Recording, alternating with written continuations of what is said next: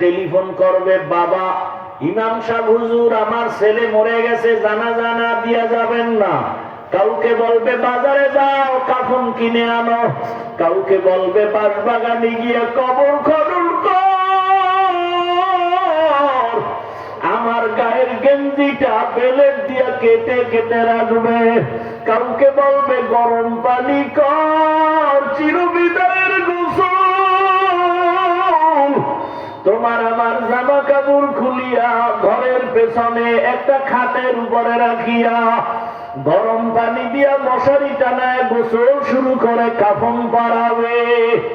মা কান্না করবে, আবার মা বলে কে ডাকবে। কাফনে পেঁচায় যখন মসজিদের খাটে উঠাইয়া কবরের দেশে দিয়া যাবে, জানাজার মাঠে নিবে, মা জানালা দিয়া ডাকবে আর বলবে আবার বাবারে কই দাও। সবাই বলবে জানাজার মাঠে নিয়ে যায়, ওখান থেকে কবরস্থানে নিব। মা বলবে আমার বাবার চেহারাটা শেষবারের মতো একটু দেখাও, আর জীবনে দেখা হবে না। ও যুবক, মায়ের জীবনের শেষ দেখা দিয়া দিবে।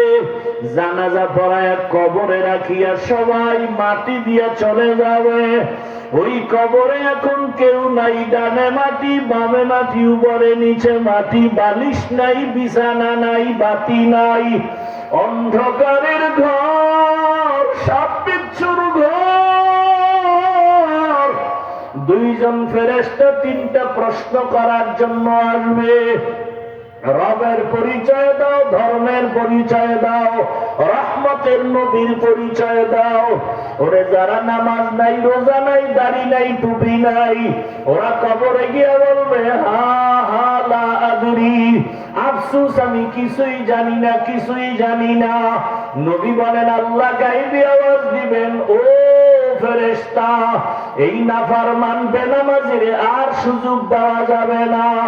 আমি দুনিয়াতে কম সুযোগ দেই নাই, আমার দেওয়া সূর্যের আলো, চাঁদের আলো, পানি ভোগ করলো, জমিনের ফসল খাইলো, গাছের ফল খাইয়া, আমার হুকুম মতো নামাজ নাই, রোজা নাই। এখন আর ছাড় দেওয়া যাবে না, কবরে জাহান্নামের সাথে রাস্তা বানায় দাও, কবরে জাহান্নামের আগুন। ও আমার কলিজার যুবক, একটা বেতের বাড়ি সইতে পারি না, মশার কামড় সহ্য করতে পারি না, গুনাহগার হইয়া কবরে গেলে জাহান্নামের গরম কেমন করে সহ্য করবা। আমার আল্লাহ রাগ করি আওয়াজ দিবে, কবরের মাটি এই বেনামাজি নাফরমানের দুই দিক থেকে জোরে জোরে চাপ দাও। এত জোরে চাপ দিবে পাজরের হাড়গুলো চুরমার হয়ে যাবে। মায়ার নবী উম্মতের জন্য এত কাঁদলেন।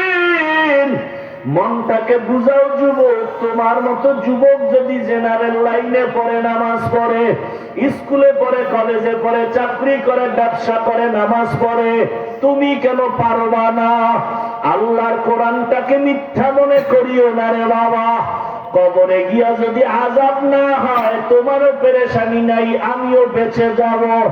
কিন্তু কবরে গিয়া যদি দেখো বেনামাজির আযাব, তখন বলো কি উপায় হবে, কাকে তুমি কাছে পাইবা? একমাত্র আমার মালিকের আপন বানাইও। আমার আল্লাহর কাছে তওবা করো, আর মনে মনে বলো হে মালিক, আর নামাজ ছাড়বো না, দাড়ি কাটবো না, বেপরদায় চলবো না। মা বাবার দোয়া নিয়া, শিক্ষকের দোয়া নিয়া, উলামায়ে কেরামের দোয়া নিয়া চলবো, নবীর সুন্নত অনুযায়ী চলবো। তওবা করার মতো যদি নিয়ত হয়, মুনাফিকি যদি না থাকে, খাঁটি তওবার নিয়ত যাদের আছে, দুটো হাত আমার আল্লাহকে দেখাইয়া দাও।